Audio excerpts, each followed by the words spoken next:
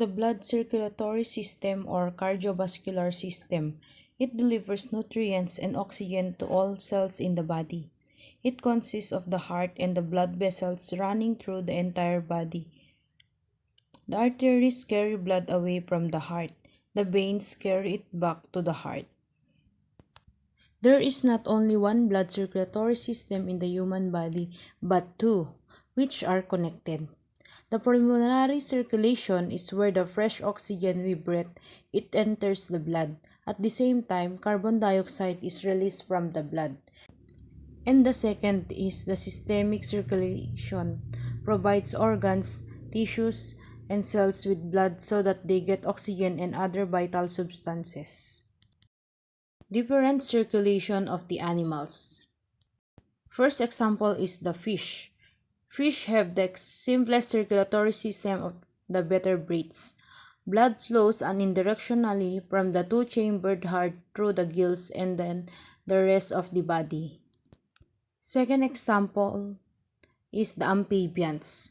Amphibians have two circulatory routes, one for oxygenation of the blood through the lungs and skin, and the other to take oxygen to the rest of the body.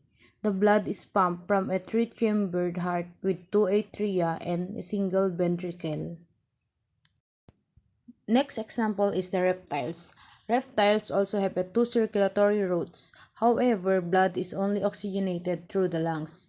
The heart is three-chambered, but the ventricles are partially separated, so some mixing of oxygenated and deoxygenated blood occurs except in crocodilians and birds. Another example is mammals. Mammals and birds have the most efficient heart with four chambers that completely separate the oxygenated and deoxygenated blood. It pumps only oxygenated blood through the body and deoxygenated blood to the lungs. Role of the blood. Blood is important for regulation of the body system and homeostasis. Blood helps maintain homeostasis by stabilizing pH, temperature, osmotic pressure, and by eliminating excess heat. Blood supports growth by distributing nutrients and hormones, and by removing waste.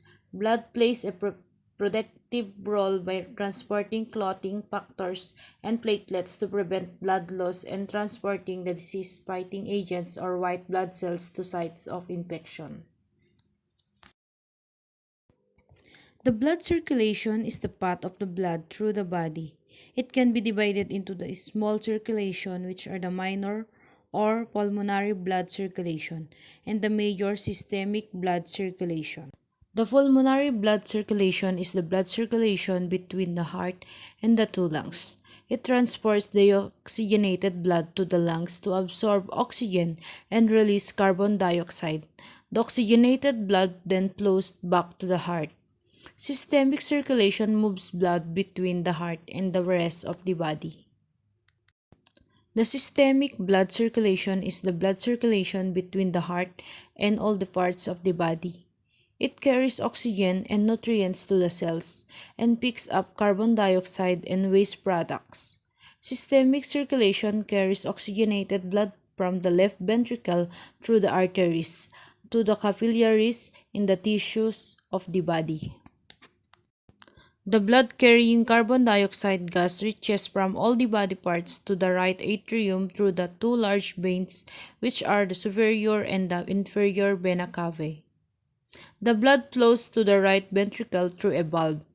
The right ventricle contracts, pumping the blood into the two lungs through the pulmonary artery.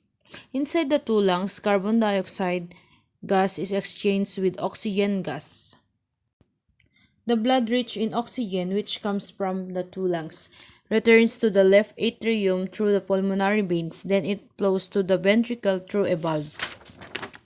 The left ventricle contracts, pumping the blood rich in oxygen to all the body cells through a large artery called aorta. The wall of the left ventricle is thicker than the right ventricle as the left ventricle pumps the blood to all the body cells, while the right ventricle pumps the blood to the two lungs only. When the right atrium receives the blood rich in carbon dioxide from the vena cava, the left atrium receives the blood rich in oxygen from the pulmonary veins. When the right ventricle pumps the blood to the lungs, the left ventricle pumps the blood to all the body cells.